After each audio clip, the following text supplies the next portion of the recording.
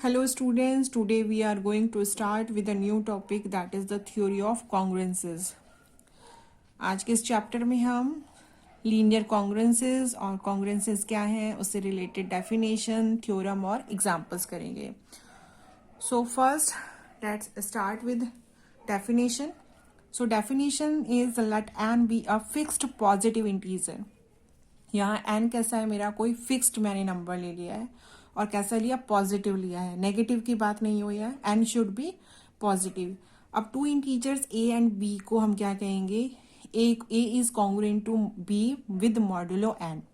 ए और दो बी के बीच में क्या रिलेशन अप्लाई कर रहे हैं, कॉन्ग्रुएंट रिलेशन अप्लाई कर रहे हैं. कैसे, the notation is a is congruent to B mod n होगा if this n divides the difference between a minus b.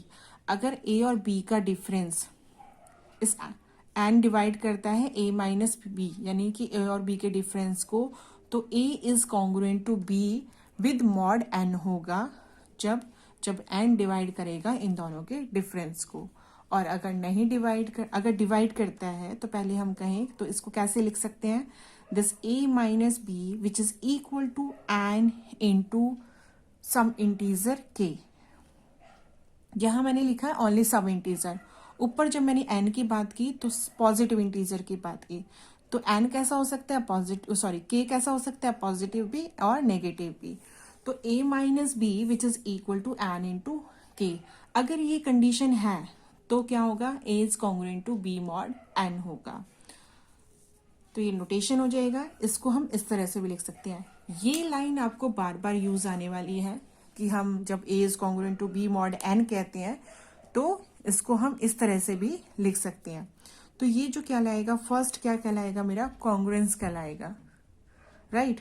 Now the next thing is n क्या है मेरा, n is the module of the congruences and b क्या है, यहाँ पर residue है किसका, विद मॉड जो भी हमारा डिफाइन होगा n. अब एग्जाम्पल जरा हम देखें कि 5 इज कॉन्ग्रुएंट टू 2 मॉड 3 बोला है मैंने. तो 5 को ये जो 3 है 5 से डिवाइड करो तो क्या आ रहा है 2. तो ये मेरा क्या है, रेजिड्यू है हमारा. तो 5 इज कॉन्ग्रुएंट टू 2 और मुझे क्या देखना है, this n divides a minus b. तो 3 डिवाइड्स 5 माइनस 2, ऑब्वियसली 3 आएगा तो 3 डिवाइड्स 3 होगा. तो इस केस में हम कहेंगे 5 is congruent to 2. Now the next is, अगर कॉन्ग्रुएंट नहीं है, डिफरेंस अगर डिवाइड नहीं करता है, if n does not divides a minus b, अगर मेरा जो n नंबर है वो इन दोनों के डिफरेंस को डिवाइड नहीं करता है, so in this case we say that a is incongruent to b with modulo n. और we can write a is incongruent को जो लाइन है 3 लाइन्स उसको हम कट कर देंगे, which is a is incongruent to b mod n होगा. This is the definition of congruences. थोड़ा डिटेल में इस कॉन्ग्रुएंस को समझिए कि सपोज मेरे पास कोई एक इंटीजर a है, उसको मैं डिफाइन कर रही हूँ जहां पर q मेरा क्या होगा, कोशेंट होगा और r मेरा क्या होगा, रिमाइंडर होगा.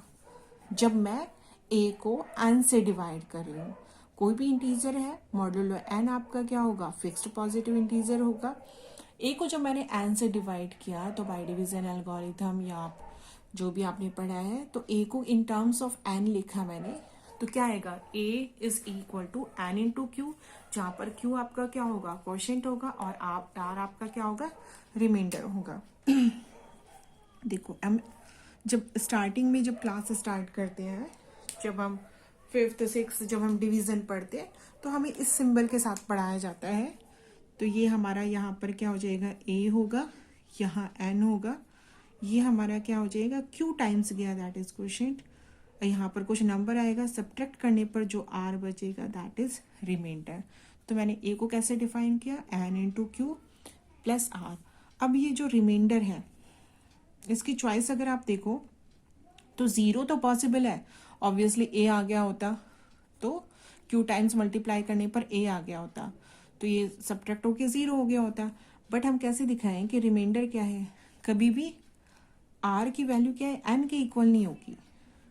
यहाँ n तो कभी आएगा नहीं, क्योंकि यहाँ पर जो मॉड्यूलो में हम डिफाइन करते हैं, अगर मैंने सपोज z3 ले लिया तो ये 3 नंबर तो कभी आता ही नहीं है. 0 1 2, जब आप दो नंबर्स को यहाँ पर 2 + 2 भी कर रहे हो तो क्या आ रहा है 4 आ रहा है, 2 + 1 भी किया है तो 3 कहाँ लिखते हो उसको, दैट इज 0, क्योंकि मेरे सेट का एलिमेंट होना चाहिए।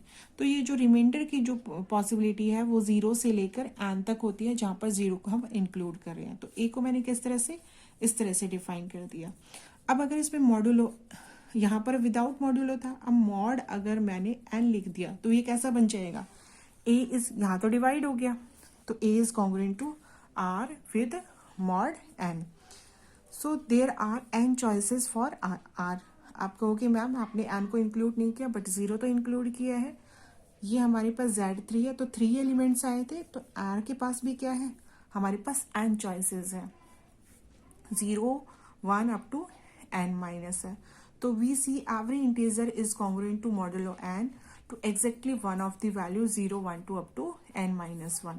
तो इस तरह से हम इसको डिफाइन कर सकते हैं। तो the set of n integer 0 1 2 up to n minus 1 is called the set of least non negative residue for modulo n। ये हमने डिफाइन किया है। इसका हम एक और एग्जांपल करते हैं। एग्जांपल में हम क्या कर रहे हैं कि हम कंप्लीट सेट बना रहे हैं, किसका, रेजिड्यू मॉडुलो 7 के लिए। वो कैसे डिफाइन किया हुआ है ये बता रहा है खुद से कि -12 इज कॉन्ग्रुएंट टू 2 मॉड 7। अब बाय डेफिनेशन ये क्या है कि n divides a minus b। अब n क्या है आपका, 7 डिवाइड्स -12 -2, तो ये कैसा हो जाएगा, 7 डिवाइड -14।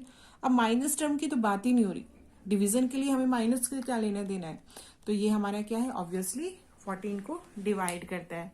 तो 7 divides -14। Similarly -4 is congruent to 3 mod 7। तो ये हमें क्या किया, आप यहाँ से देखोगे मॉडुलो 7 का कंप्लीट रेजिड्यू सेट बनाया, 0 5, देखो 0 1 2 3 4 4 दोबारा 5, यहाँ पर एक नंबर मिस कर दिया है। यहाँ से अगर हम देखें तो 11 और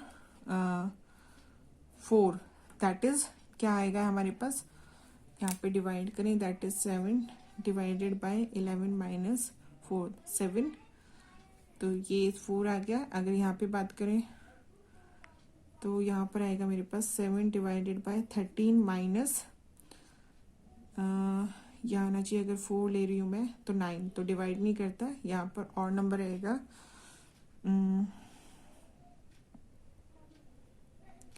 यहाँ पर अगर 6 सब्ट्रैक्ट करूँगी तो मेरे पास क्या नंबर बनेगा, मेरे पास एक डिफरेंट नंबर बनेगा।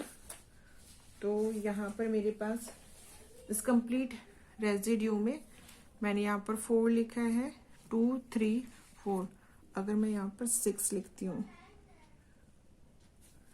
तो ये क्या हो जाएगा, 13 माइनस 6, तो यहाँ पर हमारे पास क्या बचेगा, 7 बच जाएगा, तो डिवाइड कर देगा।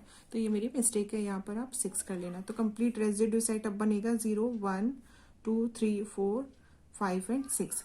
तो ये हमारा 7 का क्या है, कंप्लीट रेजिड्यू सेट है।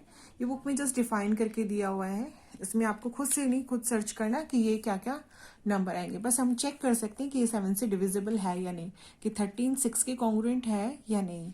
तो यहाँ 4 के कॉन्ग्रुएंट नहीं होगा, 6 आएगा।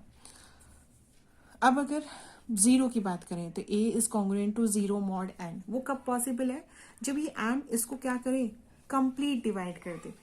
तो 7 इज कॉन्ग्रुएंट टू 7 पॉसिबल है, क्योंकि वो क्या है, उसमें 0 है यहाँ पर। तो कब होगा, जब n डिवाइड करेगा a को, तो उस केस में हम कहेंगे a is congruent to 0 with mod n। अब ये तो डेफिनेशन की बात हुई। अब हम बात किसकी करना चाह रहे हैं, इससे रिलेटेड एक छोटी सी रिजल्ट है, थ्योरम है। वो क्या कहती है, for arbitrary integer a and b, a congruent to b mod है n के, तो जो a और b है वो क्या करते हैं, same remainder, non negative remainder आता है जब क्या करते हैं, n से डिवाइड करते हैं। इस रिजल्ट को हमें क्या करना है, प्रूव करना है। पहले फर्स्ट पार्ट लेके चलते हैं हम, क्योंकि इफ एंड ऑनली इफ की कंडीशन है। मैंने ये सपोज किया let a is congruent to b mod n है, तो बाय डेफिनेशन हमें पता है कि n divides a minus b। अगर n divides a minus b है, so this implies there exist some positive integer k such that मैं लिख सकती हूँ a minus b which is equal to n into k, where k some positive integer. तो a को मैं क्या लिख दूँ, b plus N k for some integer k। और डिवीजन से n क्या है, n से डिवीजन, तो b leaves the certain remainder r and quotient q। इसको जरा हम डिफाइन करें ऐसे, अगर n से डिवाइड किया तो b क्या कर रहा है, हमारा सर्टेन रिमाइंडर r छोड़ रहा है विद कोशेंट q। तो b की वैल्यू क्या आ जाएगी, that is equal to b is equal to n q plus r, क्योंकि मैंने b के लिए कहा और रिमाइंडर क्या है 0 से n के पीछे।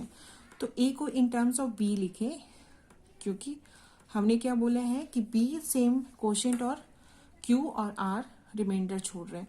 तो a b प्लस क्या था मेरे पास, हमने a को लिखा था b प्लस एन के, यहाँ पर b की वैल्यू पुट की n q plus r plus n k, as it is लिख दिया। सिर्फ मैंने b की वैल्यू लिखा है, तो b की वैल्यू ये थी, n के एज इट इज लिया। अब यहाँ से मैंने n कॉमन ले लिया, तो क्या बचा, q plus k plus r, तो ये हमारे पास आया।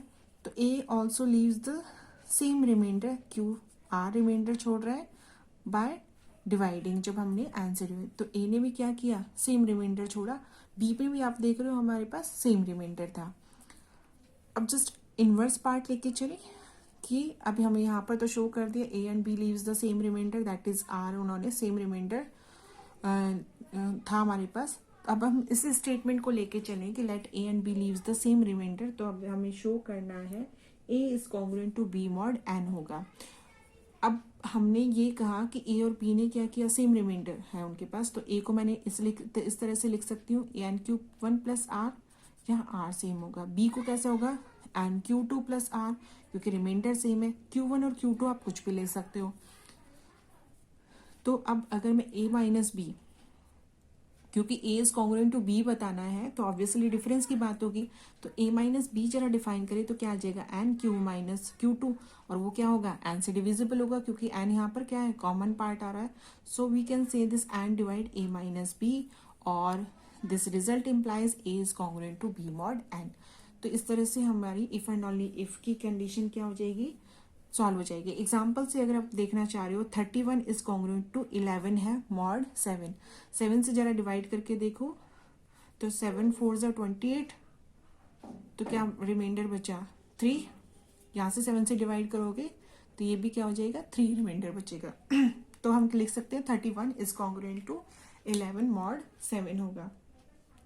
नेक्स्ट हमारे पास जो थ्योरम है इसकी, वो क्या है, सेकेंड थ्योरम इसकी क्या कहती है कि सेकेंड है आपके पास, let n is greater than 1 be a fixed and ABC any arbitrary integer है। तो ऐसा है तो ये सारी प्रॉपर्टीज हमारी क्या होनी चाहिए, होल्ड होनी चाहिए। अब अगर इनमें से हम जरा देखें तो हमारी फर्स्ट, सेकेंड और third, this is reflexive, symmetric and sorry transitive. तो यहाँ पर आपसे ये भी पूछा जा सकता है कि this congruence relation is equivalence relation. तो a is congruent to a है, तो फर्स्ट हम ये प्रूव करें a is congruent to a। तो आप देखोगे 1 बाय 1 प्रॉपर्टीज एक्सप्लेन करेंगे और उसको प्रूव करेंगे। किसी इंटीजर a की बात हो रही है, हम क्या क्लेम करें, a is congruent to a mod n है। अगर a is congruent to a लिख रहे हैं हम, तो इसका मतलब है कि n डिवाइड कर रहा है a माइनस a को, और a माइनस a क्या है, सेम नंबर से आप डिफरेंस लोगे, दैट इज 0। तो a किसको डिवाइड कर रहा है, सॉरी n 0 को क्या है, सारे नंबर्स डिवाइड करते हैं, तो दिस इज अ ट्रू। तो हमारी क्या है, रिफ्लेक्सिव प्रॉपर्टी होल्ड हो जाएगी। सेकंड क्या है हमारे पास, सिमेट्रिक। सिमेट्रिक की बात करें तो हमारे पास सिमेट्रिक में हमने देखा कि सिमेट्रिक के लिए हमें क्या चाहिए, यहाँ पर a is congruent to b mod n गिवन है। अगर ये गिवन है तो यानी कि n divides a minus b है, तो हम क्या लिख सकते हैं, a minus b which is equal to n into k। ये तो बाय डेफिनेशन ही हो गया, we are some integer k। अब क्योंकि मुझे b is congruent to a pro show करना है, तो यहाँ से b कैसे आएगा, जब मैं क्या ले लूँ, माइनस कॉमन ले लूँ। और कोई तरीका तो मुझे दिख नहीं रहा, और गिवन इन्फॉर्मेशन सिर्फ A is congruent to B given है। तो यहाँ से मैंने जब माइनस कॉमन लिया तो ये क्या बना, b minus a which is equal to N into k. अब माइनस से या तो आप क्या कहो, दोनों साइड मल्टीप्लाई कर दो, तो ये माइनस क्या हो जाएगा, पॉजिटिव। अब यहाँ माइनस से जब आप मल्टीप्लाई कर रहे हो तो आपने अब डेफिनेशन में देखा कि एन कैसा है, फिक्स्ड पॉजिटिव इंटीजर है, तो हम एन को तो छेड़ नहीं सकते। तो हमने क्या किया कि माइनस जो साइन है वो के के साथ लगाया। क्यों? क्योंकि मेरे पास के की चॉइस है कि वो कैसा भी इंटीजर हो सकता है। तो ये कैसा हो गया मेरा, माइनस के। तो क्या इम्प्लाइज कर गया, तो एंड ऑब्वियसली एन के टर्म में आ गया, तो ये तो एन से डिविजिबल है, एन के साथ कोई नंबर भी है। अगर मैं बात कर रही हूँ मैं मॉडुलो 7 की, और मेरे पास यहाँ पर 28 है, तो 7 इंटू 4 लिख सकते हैं ना, तो 7 से डिविजिबल है। तो यहाँ पर एन के साथ कुछ भी मल्टीप्लिकेशन में हो तो यानी कि वो एन से डिविजिबल है, तो हम लिख सकते हैं this N divides B minus A.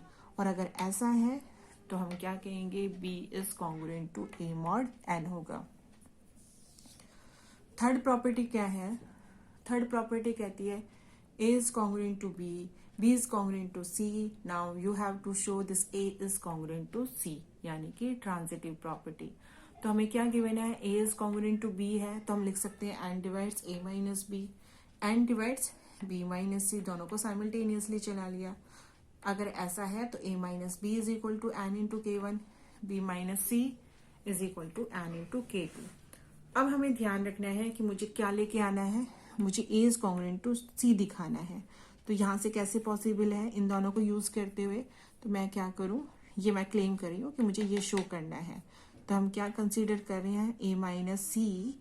A minus सी कैसे होगा, जब मैं इसके पार्ट को दोनों को ऐड कर दूं, तो माइनस बी और प्लस बी तो कैंसिल हो जाएंगे, तो ये क्या आ जाएगा, A minus C which is equal to N के वन प्लस एन के टू। लेफ्ट हैंड साइड से ऐड हो गया, राइट हैंड साइड पर ऐड हो गया, तो एन के वन प्लस के टू। तो यहां से क्या आया, एन डिवाइड्स ए माइनस सी, और ए इज कॉन्ग्रुएंट टू सी, जो कि मुझे क्या करना था, शो करना था। फोर्थ प्रॉपर्टी क्या है, फोर्थ में अगर हम देखें तो फोर्थ जरा यहां से देखें, फोर्थ क्या है,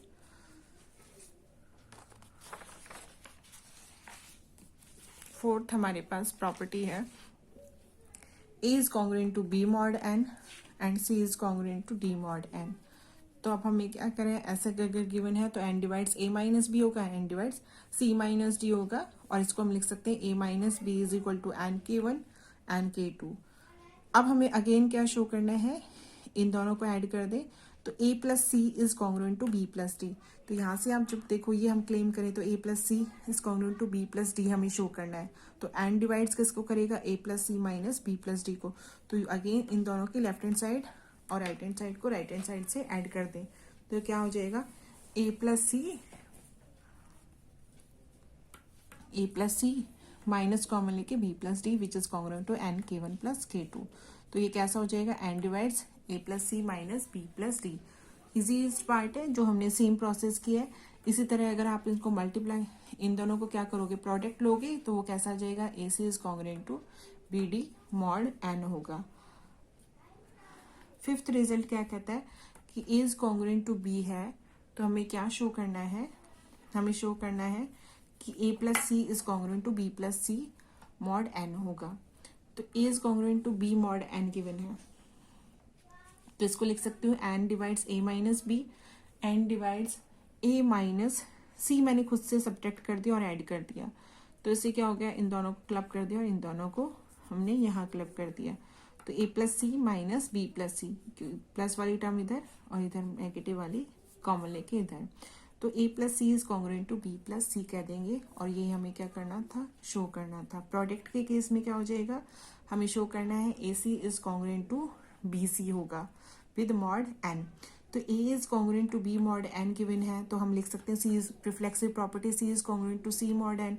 तो इनसे N divides A minus B होगा और यहाँ से N divides C minus C होगा।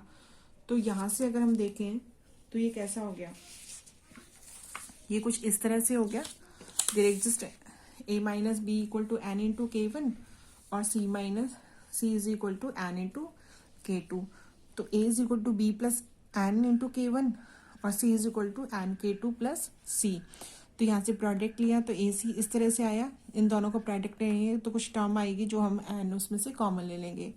तो यहाँ एन की मल्टीपल आ गई, तो दो नंबर्स हमारे, क्योंकि बी और सी भी इंटीजर्स थे तो ऑब्वियसली उन दोनों का प्रोडक्ट भी क्या होगा, इंटीजर होगा। जब एन से आप लोगे तो एन के टर्म्स में मल्टीप्लिकेशन में आ रही है, तो उस केस में हम क्या कह देंगे, एन डिवाइड्स ए सी माइनस बी सी।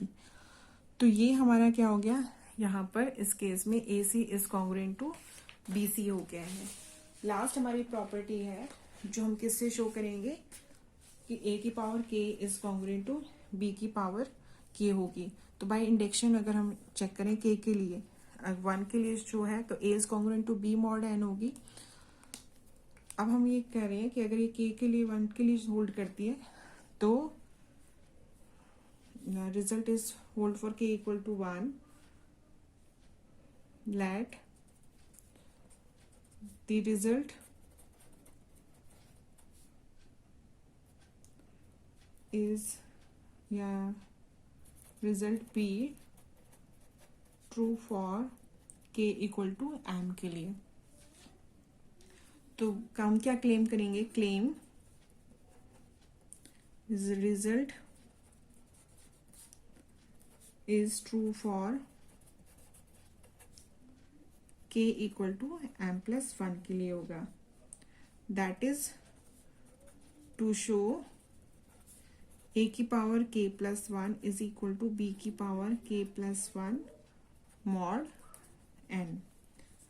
अब क्या है, क्योंकि a is congruent to क्या है, b mod n है, एंड a की power m is congruent to b की पावर m mod n है। तो बाय रिजल्ट 4 में हमने किया था यहाँ से a इंटू ए की power m equal to b into b की power m mod n।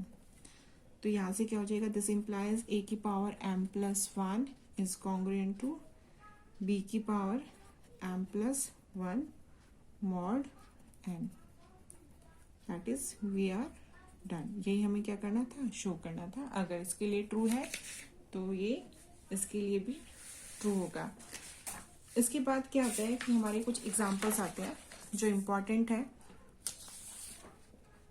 Example अगर हम देखें तो एग्जाम्पल हमारा क्या है, शो दैट,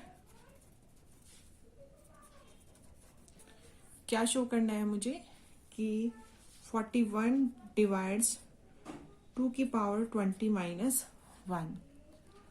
ये क्या है, this is n divides a minus b, यानी कि a is congruent to b with mod n। तो कैसे शो करें, तो यानी कि 2 की power 20 is congruent to 1 mod 41, ये मुझे शो करना है। तो अभी हम यहाँ से 2 की पावर 1 से स्टार्ट करें, दैट इज 2, 2 की पावर 2 से करें दैट इज 4, 2 की पावर 3 से किया तो 8, 2 की पावर 4 से किया तो 8 2 जा 16, 2 की पावर 5 पे अगर हम गए तो 32, 2 की पावर 6 पे गए तो हमारे पास क्या हो गया 64, जो कि हमारे 41 से क्या हो जाएगा, ज्यादा हो जाएगा। तो हमें क्या करना है, इसी पर ही लेना है। तो 2 की पावर 5 इज कॉन्ग्रुएंट टू क्या आ जाएगा, 32 आ रहा है, यानी कि 41 से कितना कम है, 41 से कम है, दैट इज माइनस 9 मॉड 41। ज्यादा आता है तो हम रिमाइंडर पॉजिटिव में जाते हैं। अब यहाँ पर क्या है, ये हमारे पास रिमाइंडर क्या है, नेगेटिव में आएगा। अब मुझे क्या दिखाना है, 20, तो 2 की पावर 5 की होल पावर क्या करें, 4 कर दे, माइनस 9 की whole power 4 mod 41।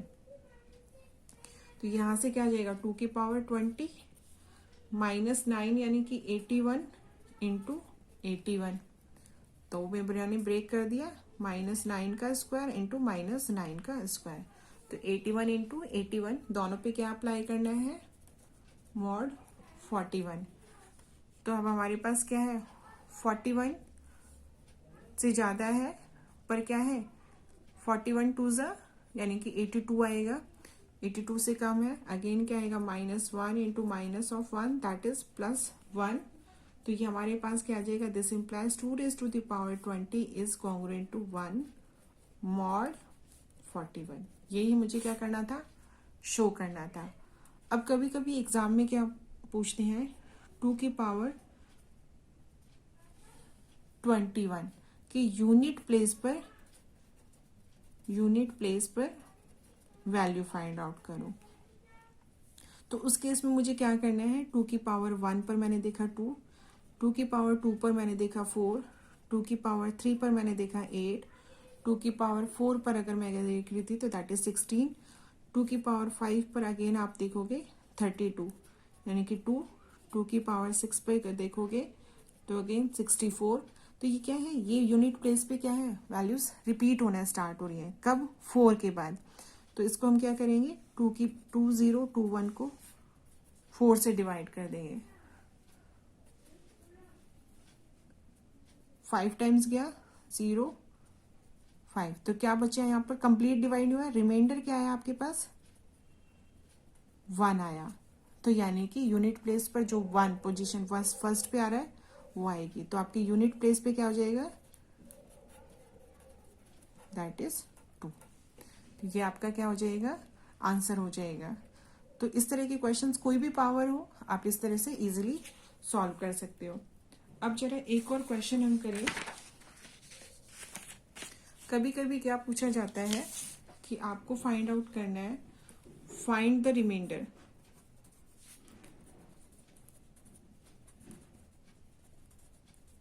When factorial 1, factorial 2, factorial 3 and plus factorial 100 is divisible by या divided by 12, तो इसका रिमाइंडर क्या आएगा।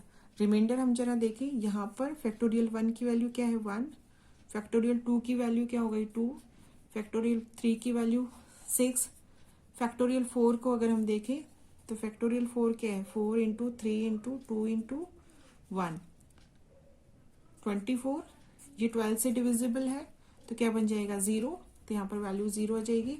फैक्टोरियल 5 को क्या लिख सकती हूँ 5 इंटू फैक्टोरियल 4, 6 को 6 इंटू 5 इंटू फैक्टोरियल 4, बाकी सारे नंबर्स क्या होंगे 4 के मल्टीपल्स होंगे, तो दैट इज 0 0।